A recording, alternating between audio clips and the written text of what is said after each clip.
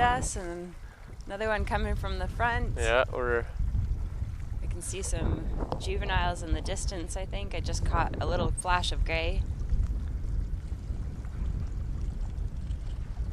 Oh, sweet. Here come a couple little juvies.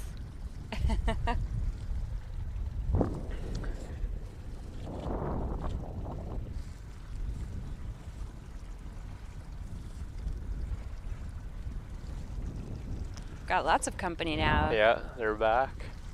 It's great.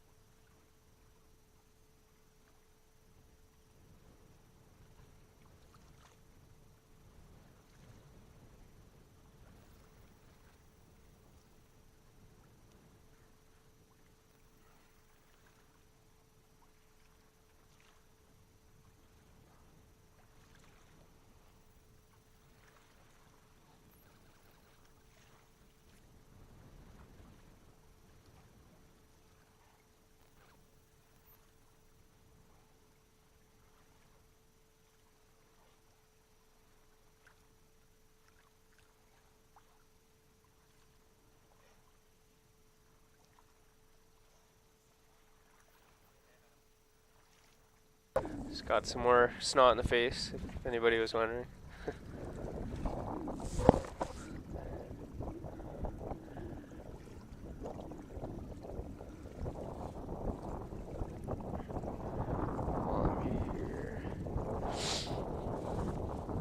While I'm here, I'll just check the comments again.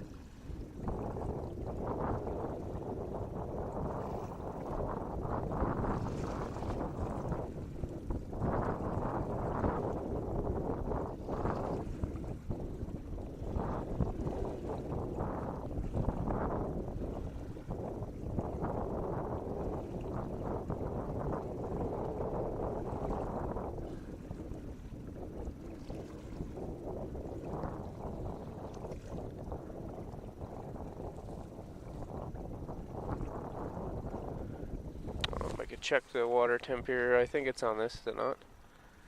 Someone was just asking what the water temp was. I think this time of year I can figure it out for sure. But this time of year I think it's around 45 degrees. Does that sound about right? Somewhere around there. We were talking about it the other day, and I think that's what we came up with, 40 to 45 degrees. But I'll try to make a mental note, and I can get back to you on that one. Yeah.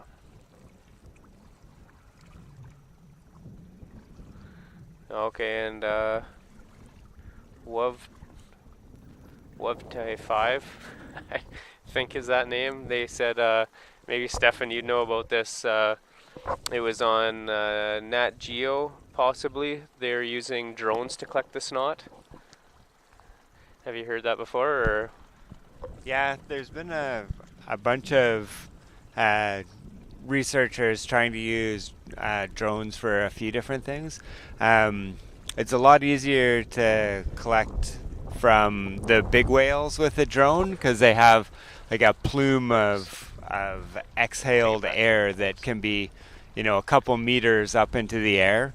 Beluga are it's not as forced up as far, so it makes it more challenging to do with a drone. The researchers I was talking about earlier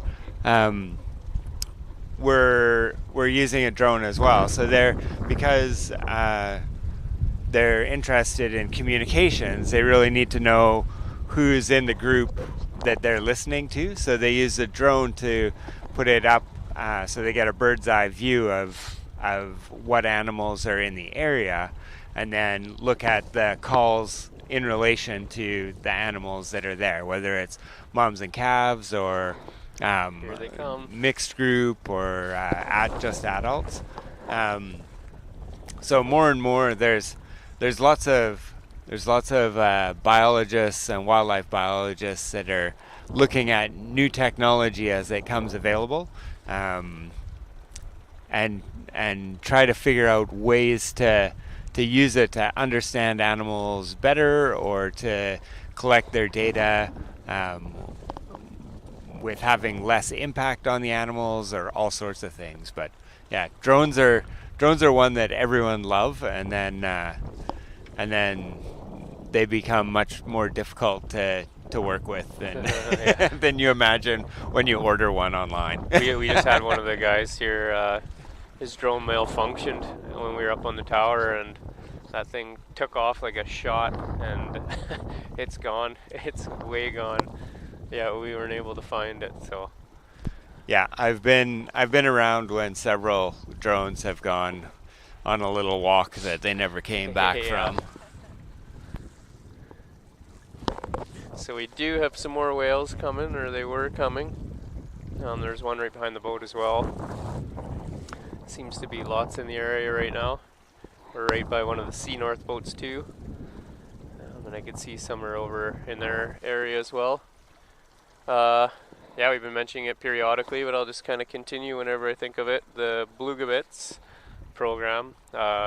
It's for anybody tuning in here now that hasn't heard it yet. It's basically set up so you guys can help us out doing research and stuff, and help in identifying the whales, and it's all done through our underwater cam. So when you get the opportunity as you're watching to take what you think is a good screenshot image, it can help in all kinds of different ways with identifying the whales, their sex, and well, I can let Stephen explain it while he's here. He might as well go through it.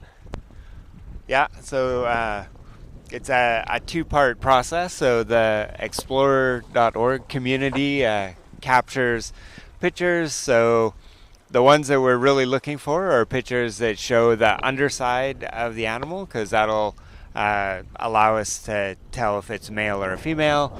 And then if there's any marked individuals, so if they have scars or rake marks or pigmentation or anything that kind of looks out of the ordinary and looks like it's something that'll stick around for a few months or a few years. So we take all those photos, and last year the community captured over 7,000 photos, and we take them all and put them into another platform called, it's built in Zooniverse, which is a great citizen science platform. If you're ever interested in helping researchers look at trail cams in the Serengeti, or if you want to help other researchers understand galaxies, or all sorts of citizen science projects are housed there. And we've built one called Beluga Bits, where people take a look at the photos that were captured through explorer.org and classify them. So it's a few steps. So the first step is really simple. It just asks, do you see any beluga in the picture? Because sometimes we have pictures that are, of above water, or don't have anything in them. So we want to get rid of those. So do you see any belugas? And then the next step is, do you see, or how many beluga? And each time that you put a dot on a beluga, it'll ask you to guess what the age is. And that one's a pretty hard one to do. especially because once they're underwater, if Hit the it's boat. cloudy water, it becomes hard to tell them apart. If it's low light or bright light, it'll change the colors. So, but we ask people to guess anyways. And then we're also looking at, Yeah. other ways to tell the difference in age. So calves are quite small, like a third of the size of the adults. So that one's a bit easier. I've been really interested in the curved pectoral fins. So the front fins on beluga, some of the pictures that we see, they're really curved. And when I was in the high Arctic, one of the elders that I was talking to said that was a characteristic of mature animals. And I can't remember if he said all mature animals or just mature male animals. So that's one of the things. But so there's other ways to tell, approximate the age of animals. And then the next step is to say if you can see the belly, and if you can't see the belly, we get you to guess if it's a male or a female, or indicate if it's a male or a female. And then the final step is, do you see any animals that are marked?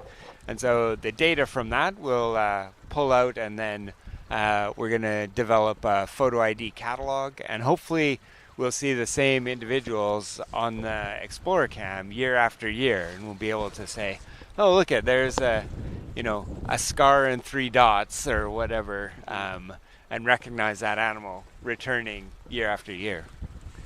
Yeah, and we really appreciate you guys taking part. And one of the other things compared to last year, they've changed it up. So based off of everything that Stefan just explained, when you do take the screenshot, you'll have the opportunity to pick, the best photo, instead of having the lag, which they had last year, where you took the shot, but it might have missed the exact moment that you wanted to have the photo taken. So that's kind of cool as well. It'll be a good improvement, I'm sure.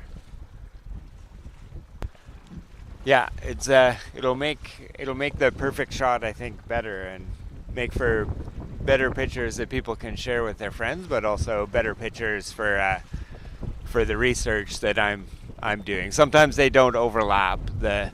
You don't necessarily want to send your friend a picture of a scar on a whale or their bits. But you want the cute the cute photos. But we certainly do appreciate all the work that people do capturing photos and listening in. We just had a whale having a good old time in the back there for a few minutes while Stefan was talking. That was awesome. It seemed to be really having fun back behind the boat and poking its head up just a few feet from me on the boat here. It's awesome. It's almost like it just wanted to get a better look at you. Yeah. It was looking for scar marks, and it was going to take a photo of you. And yeah, we got the same program going on. Identifying all the tourists and boaters out on the water each summer. See if they can get any of the same customers coming back, or what the deal is.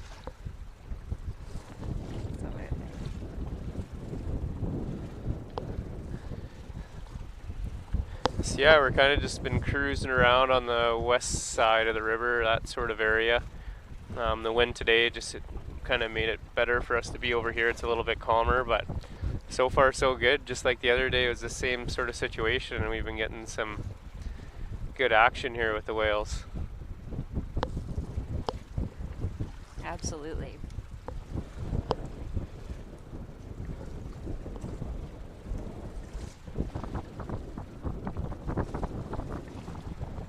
So if you're just tuning in, we'll just keep reminding you who we are. We've got Kyron McIver. Yeah, Kyron McIver. I want to call you Kyron MacGyver, because you're just a MacGyver. Yeah. And Kyron's our boat captain, and my name is Meg Hainstock. I'm the Senior Director for Canada with Polar Bears International. And our guest today is Dr. Stefan Peterson, who's the Head of Research and Conservation at the International Polar Bear Conservation Center, the Leatherdale International Polar Bear Conservation Center at the Assiniboine Park Zoo in Winnipeg. So we've been asking Stefan questions about all sorts of things. Yeah. But mostly we've been focusing on the Beluga Bits project we just mentioned and talking about belugas. I'm wondering, Stefan, maybe you'd want to share a little bit of your insights from your studies that you mentioned. You come in the late May, early June and study seals. Perhaps you could. I imagine our viewers, being interested in belugas, would like to hear a bit more about that. Sure, I'm always trying to convince people that seals are where it's at, and belugas are nice, and polar bears are not too bad, but really, seals are the best. Gonna be getting some conflicting or angry comments coming in here in a moment. I can tell you, I don't think I've been able to convince anyone of that, except maybe a few colleagues. But Churchill's a really exciting place for myself and for other seal researchers, because we have two closely related seals that we can study pretty easily. So we have ring seals, and we also have harbor seals, and they're closely related, so you can do comparisons between the two of them in their behavior and their ecology, and learn some pretty interesting things. And especially because harbor seals they're really a temperate seal, so their range goes quite far south. They like the warmer water, but they are found in the Arctic. But we think that they're not really great Arctic species. They make a go out of it, can take advantage of the high productivity in the summer, but they don't maintain breathing holes in the winter like ring seals do. So they have to rely on cracks and kind of the currents and the winds keeping areas open so they can get up and breathe and rest. Which can be very difficult, right? Like I've heard same with the narwhals, like it's tough sometimes to find those openings to breathe. Yeah, it certainly is. So they need to be places where there's predictable ones, and in Hudson's Bay at about the 50-meter depth, there's a shore lead that forms during the winter, so there's ice that sticks to the shore, which is called landfast ice, and then at this certain point, pretty predictably, there's cracks, and then past that, you'll get solid ice and ice that's moving a bit. And it depends on the year how much that ice actually moves. So as the winters get more mild, or spring or breakup gets earlier, freeze up later, it makes the whole ecosystem a bit easier for harbor seals to make a go out of it. So we have some predictions in terms of what those populations are going to do. So harbor seals we expect to increase, and ring seals, because they're ice adapted seals, as we start losing ice or breakup becomes in earlier, it's going to have bigger impacts on them. So we think that ring seal populations are probably going to decrease over time. So in the Churchill River, most years, there's a colony of harbor seals that are up at a water control structure just up the river, about 13 kilometers from the mouth of the river. And we just kind of call it the weir. Everyone calls it the weir. So it's a big stone barrier in the river. Big berm, yeah. I'm curious to actually get over there. We've been so busy since I arrived. Oh, we got some. Yeah, so they go up and they haul out there. And I say most years because this year it was all completely underwater, so I can do any research. And the ice, it did tear through and damage the weir as well, which is what kind of caused a lot of the flooding. And I've seen some photos.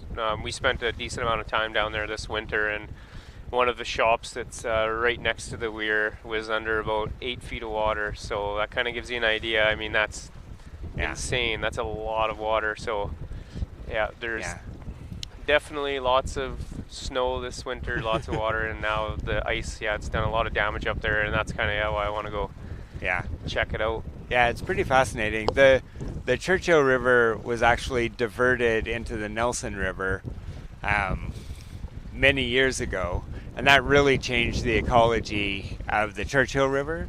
And so in the 90s, in order to make the water levels above the weir closer to what they were in the past, so that the people of Churchill and along the river could actually access their cabins and stuff like that, they built the weir in order to control that water level and raise it above upriver after the diversion. So pretty fascinating to talk to the locals that have seen all the changes from when the Churchill River was kind of just flowed was had normal currents, and then when it was diverted, and then after the weir went in, and all the changes that brought on. I know a few of the people up in Goose Creek, which is also very close to the weir. I'm not sure if they're impacted a lot by the flooding or not, or if they're just high enough, but they might be some of the people to talk to in regards to that, just because I know I've met a few of them, and they've been around Churchill for a long time. So yeah, Goose Creek, some of the buildings there had some water, but they were pretty lucky. They flew in big sandbags to sandbag, and lots of community came out to help sandbag. So I think they escaped, but they're definitely, it was pretty touch and go for a while there this spring. Yeah, one of the hydro guys in town here that I know, he sounded pretty tuckered. I wasn't sure the placement where they put all the bags, but there was a lot of sand brought in, and those guys were working very hard this spring to minimize damage and keep everybody in town as safe as possible and keep things running smoothly. So that's the thing in Churchill, it's such a small, and I mean, especially with, it's just kind of an isolated community, so it's a group of very interesting people, and everyone, from what I can tell, they all got each other's backs, and they all work together, and it's an amazing place. I definitely recommend. I mean, if you're tuning in, obviously you've got interest in Churchill, if it's, the whales or the polar bears or the town itself, the people, I recommend, if you can, definitely coming and checking it out sometime, because it's worth the trip. And the wind's picking up again, so we got a whale showing up now too. Try to snap a few more photos maybe.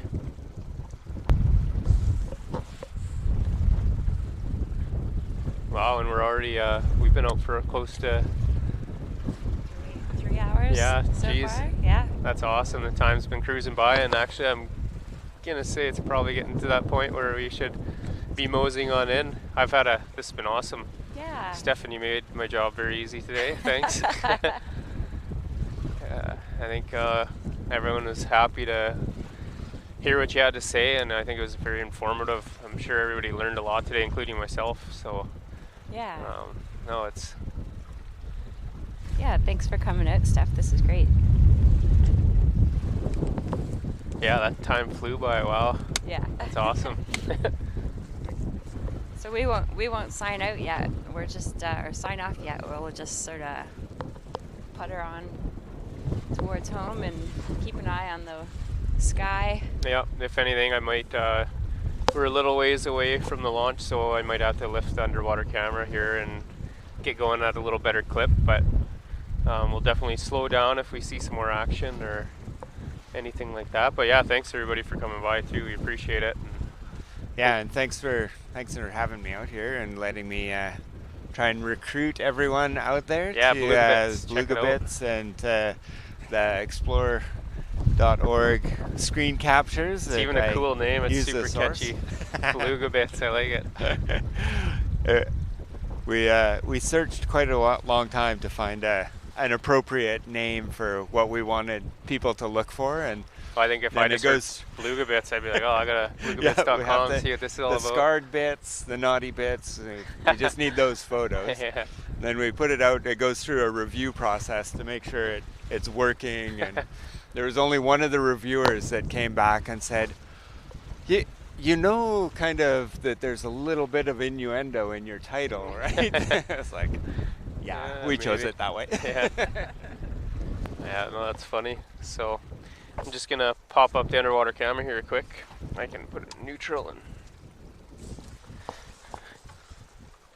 I know everybody's enjoying listening to the whales. I've seen a number of comments so far. Everybody's been commenting on that, so I have to come back tomorrow and hear some more.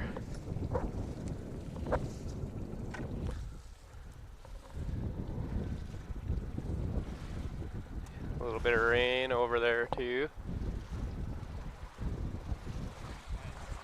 Thanks to the CAMOP guys too. It's been just this, even the last few days, whatever. The guys are awesome. They're been helping out a lot, and yeah, I've been chatting back and forth with them. They're all very keen and doing a great job, so we appreciate those guys too. It's surprising how many people are involved in this beluga boat, just all the work and stuff that goes into it. Another thing, I noticed is just the time, the effort, just putting the boat together. I know they've spent a lot of time in the past few years trying different ways and methods of getting all this equipment on board, and usually cameras and iPads and stuff don't do well in water. So it's quite a task. So yeah, no, it's awesome that this many people are invested in the belugas and Churchill.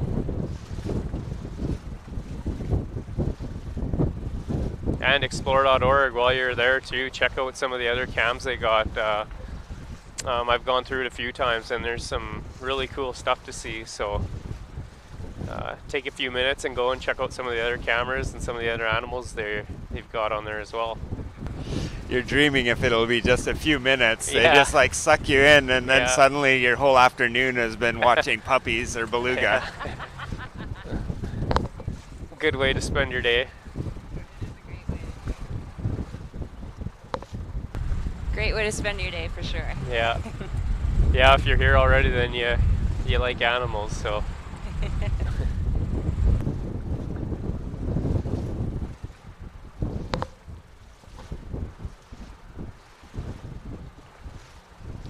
And I guess, I mentioned PBI too. It's gonna have to be a thing too, where I'm remembering who all to mention and talk about here. And I don't know, Meg, you could probably talk a little bit about PBI, or. Sorry, you wanted me to talk a little bit about PBI and stuff, and. Sure, yeah. So we're an international, Polar Bears International, and we're a small crew but a mighty one, very dedicated. We're about 11 of us in staff, and 2 of us are in Canada. Myself in Winnipeg, and Elisa McCall is one of our staff scientists and our director of outreach. And we basically we're the only nonprofit organization dedicated solely to the conservation of wild polar bears. So we do that in a few different ways. We fund and conduct our own research. We fund others doing research. There are a lot of questions that need to be answered in our sort of our fight to conserve polar bears in the face of a warming climate. And from that research, we learn a lot about polar bears, and we use what we learn to educate others. So we have some pretty strong outreach programs.